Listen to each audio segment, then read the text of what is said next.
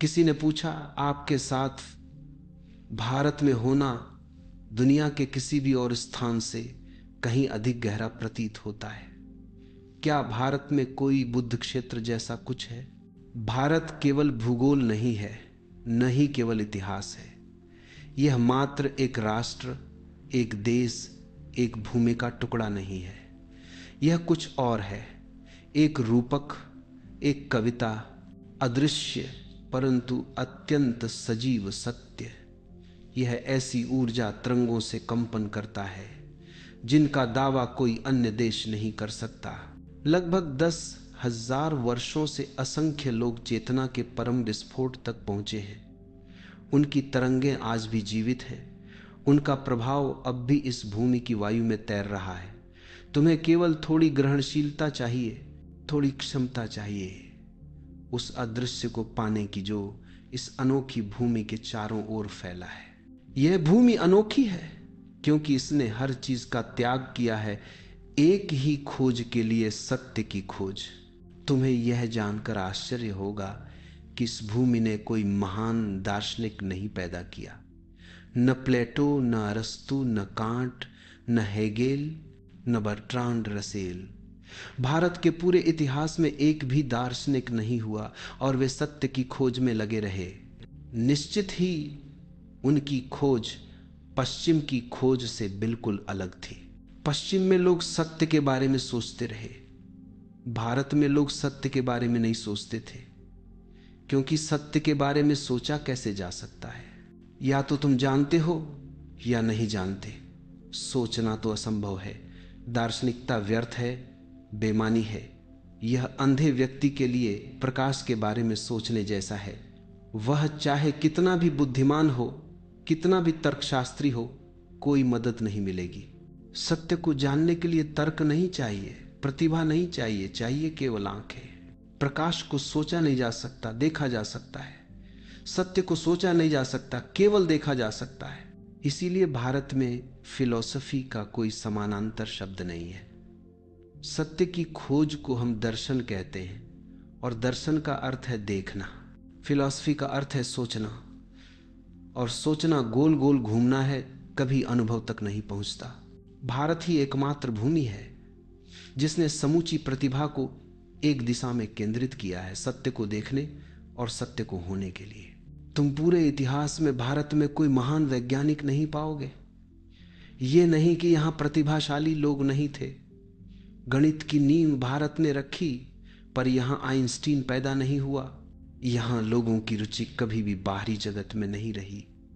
उद्देश्य हमेशा रहा स्वयं को जानना। 10,000 वर्षों से करोड़ों लोग निरंतर एक ही दिशा में प्रयासरत हैं, विज्ञान का, तकनीकी विकास का, समृद्धि का त्याग करके, गरीबी स्वीकार करके, बीमारी स्वीकार करके, मृत्यु स्वीकार करके, पर सत्य की खोज को किसी भी कीमत पर न छोड़ते हुए इसने एक विशेष नोस्फियर रच दिया है, तुम्हारे चारों ओर कंपन का महासागर। यदि तुम यहां थोड़ी सी भी ध्यानमय अवस्था के साथ आते हो तो तुम उस ऊर्जा के संपर्क में आ सकते हो, लेकिन यदि केवल पर्यटक बनकर आते हो तो चूक जाओगे। तुम देखोगे खंडहर, महल, ताजमहल, मंदिर, खजुराहो, हिमालय, पर भारत को नहीं देख पाओगे। तुम भारत से होकर गुजर जाओगे पर उससे मिले बिना। भारत तो हर जगह था, पर तुम संवेदनशील नहीं थे, ग्रहणशील नहीं थे। तुम यहां कुछ ऐसा देखने आए जो वास्तव में भारत नहीं है, केवल उसका कंकाल है, उसकी आत्मा नहीं। और फिर तुम उसी कंकाल की तस्वीरें खींच लोगे, उसके एल्बम बना लोगे और सोचोगे कि भारत को देख लिया, भारत को जान लिया। यह तुम्हारा आत्म प्रवंचन होगा। भारत का एक आध्यात्मिक पक्ष है, तुम्हारे कैमरे उसे कैद नहीं कर सकते। तुम्हारी शिक्षा दीक्षा, तुम्हारा प्रशिक्षण उसे पकड़ नहीं सकता। तुम किसी भी देश में जाओ, जर्मनी, इटली, फ्रांस, इंग्लैंड, वहाँ के लोग, उनका इतिहास, उनका अतीत, उनकी संस्कृति, सबको देख और समझ सकते हो। पर भारत के साथ ऐसा नहीं हो सकता। यदि तुम भारत को भी अन्य देशों की श्रेणी में डालकर देखना चाहोगे तो आरंभ से ही चूक गए। क्योंकि उन देशों में वो आध्यात्मिक आभा नहीं है। उन्होंने वैज्ञानिक पैदा किए, कवि पैदा किए, महान कलाकार और चित्रकार पैदा किए, पर महावीर नहीं, बुद्ध नहीं, नेमिनाथ नहीं, आदिनाथ नहीं, कबीर नहीं, फरीद नहीं, दादू नहीं। रहस्यदर्शी भारत की अनोखी उपज है।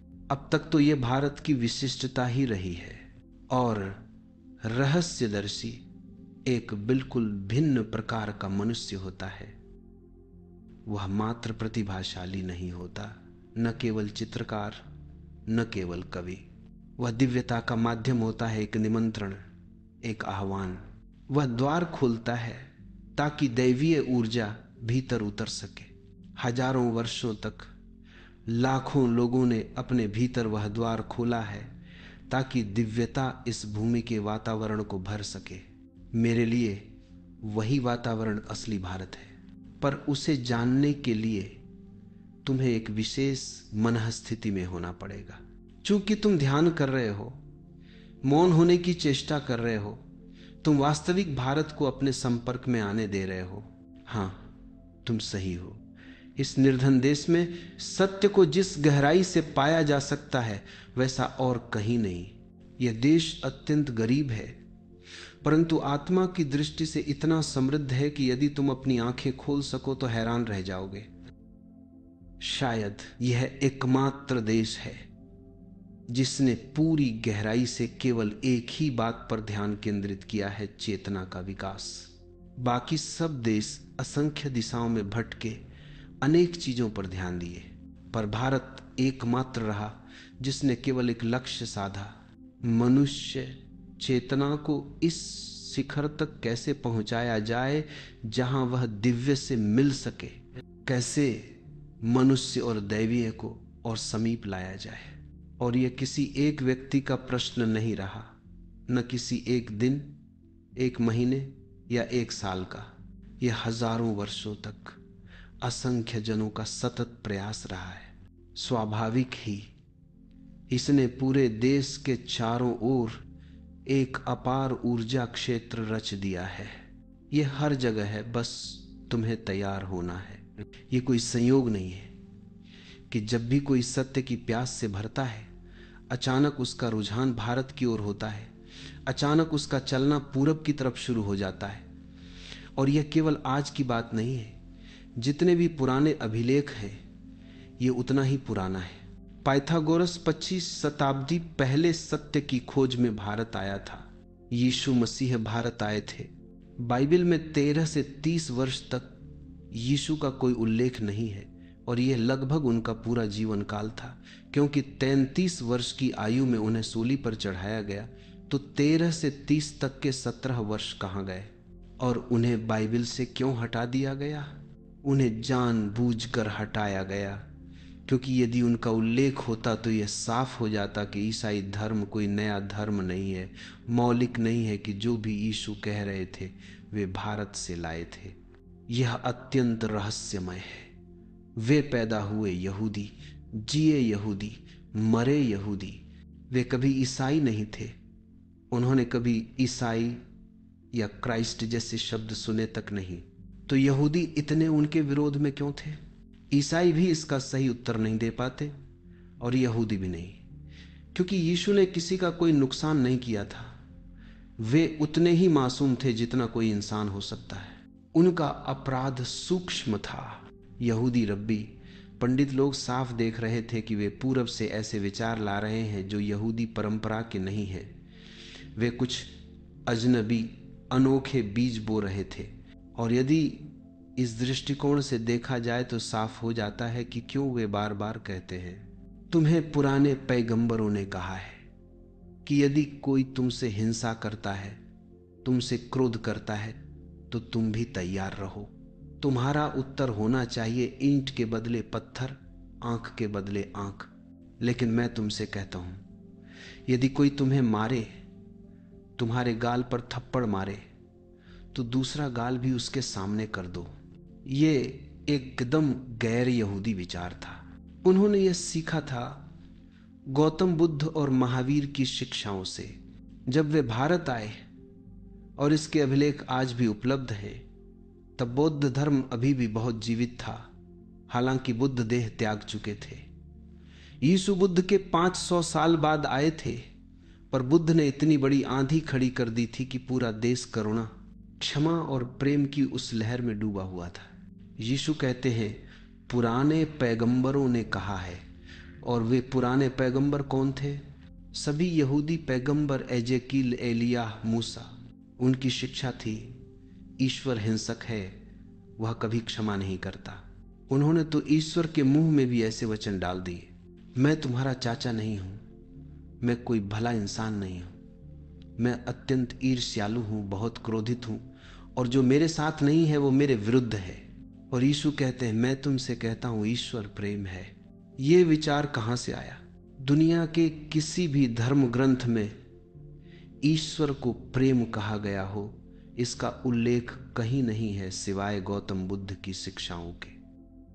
उन 17 वर्षों में यीशु मिस्र, भारत, लद्दाख, तिब्बत में भटकते रहे, और यही उनका अपराध था।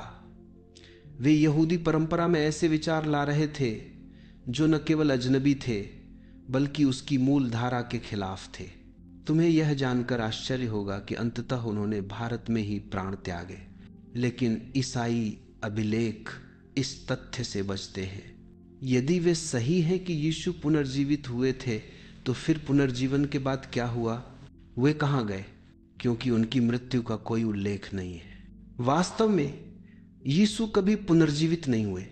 सच तो यह है कि वे सूली पर मरे ही नहीं, क्योंकि यहूदी क्रूस किसी को मारने का सबसे आदिम और क्रूर तरीका है। किसी व्यक्ति को मरने में कम से कम 48 घंटे लगते हैं। हाथ कील दिए जाते हैं, पैर कील दिए जाते हैं, और फिर रक्त धीरे धीरे टपक टपक कर निकलता है। यदि व्यक्ति स्वस्थ है तो अभिलेख बताते हैं कि लोग 60 घंटे से भी अधिक जीवित रहे हैं। औसतन 48 घंटे लगते हैं। यीशु को मात्र 6 घंटे बाद ही क्रूस से उतार लिया गया। इतने कम समय में कोई कभी नहीं मरा है, मर ही नहीं सकता। यह पूरा षड्यंत्र पोंटियस पायलट के साथ था। वह यहूदी नहीं था, वह रोमन राज्यपाल था, क्योंकि यहूदिया रोमन साम्राज्य के अधीन था, और उसे इस मासूम युवक को मारने में तनिक भी रुचि नहीं थी, बल्कि वह भीतर से अपराध बोध में था कि वह इस क्रूर नाटक का हिस्सा बन रहा है। उसके हस्ताक्षर के बिना यीशु को मारा नहीं जा सकता था। यह सब राजनीतिक दबाव था। पूरी यहूदी भीड़ पागल होकर यीशु को सूली पर चढ़ाने की मांग कर रही थी। यदि पायलट उन्हें छोड़ देता तो पूरा देश उसका शत्रु बन जाता, और यदि उन्हें सूली पर चढ़ा देता तो पूरा देश उसके पक्ष में होता, पर उसकी आत्मा पर यह एक गहरा घाव होता, क्योंकि एक निर्दोष व्यक्ति को मात्र राजनीतिक दबाव में मार दिया जा रहा था। इसलिए उसने शिष्यों से व्यवस्था की कि क्रूस पर चढ़ाने की प्रक्रिया यथासंभव विलंबित की जाए, और यह शुक्रवार के दिन किया गया, क्योंकि शुक्रवार सूर्यास्त के बाद यहूदी कोई काम नहीं करते और शनिवार उनका विश्राम दिवस होता है। क्रूस पर चढ़ाना सुबह होना था, पर जानबूझकर दोपहर तक टाल दिया गया, और फिर सूर्यास्त से पहले यीशु को जीवित उतार लिया गया। यद्यपि वे बेहोश थे, रक्त बहुत बह गया था, शरीर कमजोर था। फिर जिस गुफा में उन्हें रखा गया वहां का पहरेदार रोमन था, यहूदी नहीं। इसी कारण शिष्यों को मौका मिला कि वे यीशु को वहां से निकालकर यहूदिया से बाहर ले जा सके। यहूदियों का इरादा था कि त्योहार के बाद उन्हें फिर से सूली पर चढ़ाएंगे। यीशु भारत क्यों आना चाहते थे? क्योंकि युवावस्था में वे भारत में कई वर्षों तक रह चुके थे। उन्होंने यहां अध्यात्म, ब्रह्मांडीय सत्य, परम की इतनी निकटता से झलक पाई थी कि वे वापस लौटना चाहते थे। जैसे ही उनका उपचार हुआ वे भारत लौट आए और 112 वर्ष तक जीवित रहे। उनकी कब्र आज भी कश्मीर में है। शिलालेख हिब्रू में है, जबकि भारत में यहूदी नहीं है। उस पर लिखा है, जोशुआ यहां आए, समय और तिथि के साथ एक महान आचार्य जिन्होंने अपने शिष्यों के साथ मौन में जीवन व्यतीत किया, उन्होंने लंबा जीवन जिया, 112 वर्ष, और वे स्वयं को चरवाहा कहते थे। इसी कारण वह स्थान चरवाहे का गांव कहलाया। आज भी वह गांव मौजूद है, पहलगाम, जिसका अर्थ ही है चरवाहे का गांव। यीशु चाहते थे कि वे यहां रहे ताकि और अधिक परिपक्व हो सके, अपने छोटे समूह के साथ चुपचाप बढ़े, और वे यही मरना चाहते थे, क्योंकि यदि जीना जानते हो तो यहां जीने का अनोखा सौंदर्य है, और यदि मरना जानते हो तो यहां मरना भी अत्यंत गहन महत्व रखता है। केवल भारत ही वह भूमि है जहां मृत्यु की कला की खोज उतनी ही गहराई से की गई है जितनी जीवन की कला की। दोनों एक ही प्रक्रिया के दो पहलू हैं। और भी आश्चर्यजनक यह है कि मूसा ने भी भारत में ही देह त्यागी थी, और मूसा तथा यीशु की कब्रें एक ही स्थान पर हैं। शायद यीशु ने अपने महान गुरु मूसा के समीप ही विश्राम का स्थान चुना था। पर प्रश्न यह है, मूसा कश्मीर में क्यों मरे? मूसा यहूदियों को मिस्र से निकालकर ईश्वर की भूमि इज़राइल तक लाए थे। 40 वर्षों की यात्रा के बाद जब वे इज़राइल पहुंचे तो उन्होंने घोषणा की, यह है वह भूमि, ईश्वर की वचनबद्ध भूमि। मैं अब बहुत बूढ़ा हो चुका हूं और अब विश्राम करना चाहता हूं। अब तुम नई पीढ़ी राज करो और संभालो।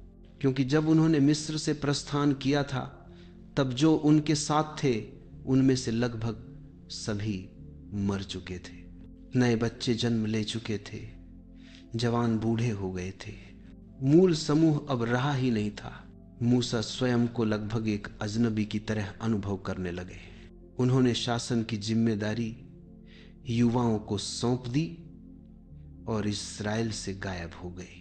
अजीब बात यह है कि यहूदी धर्मग्रंथ उनके देह त्याग का कोई उल्लेख नहीं करते, नहीं यह है कि उनके साथ क्या हुआ, पर हमारी विरासत में उनकी कब्र है। कब्र पर हिब्रू में शिलालेख खुदा हुआ है, और 4000 वर्षों से यहूदी परिवार पीढ़ी दर पीढ़ी मूसा और यीशु की कब्रों की देखभाल कर रहा है। तो उन्होंने क्यों भारत आकर देह त्यागा? केवल मरने के लिए? हाँ, यही एक गहरा रहस्य है। यदि तुम किसी बुद्ध क्षेत्र में प्राण त्याग सको, उस क्षेत्र में जहां तरंगे केवल मानवीय ही नहीं बल्कि दैवीय भी हों, तो तुम्हारी मृत्यु स्वयं एक उत्सव बन जाती है, एक मुक्ति बन जाती है। और सदियों से साधक इस भूमि पर दुनिया भर से आते रहे। देश गरीब है, देने को बाहर से कुछ नहीं, लेकिन जो संवेदनशील है उनके लिए यह धरती सबसे धनी है। पर इसका धन भीतर का है। बस तुम थोड़े और खुले रहो और अधिक सहज हो जाओ, छोड़ देने की अवस्था में आ जाओ, तो यह निर्धन सा देश तुम्हें वह सबसे बड़ा खजाना दे सकता है जो मनुष्य के लिए संभव है।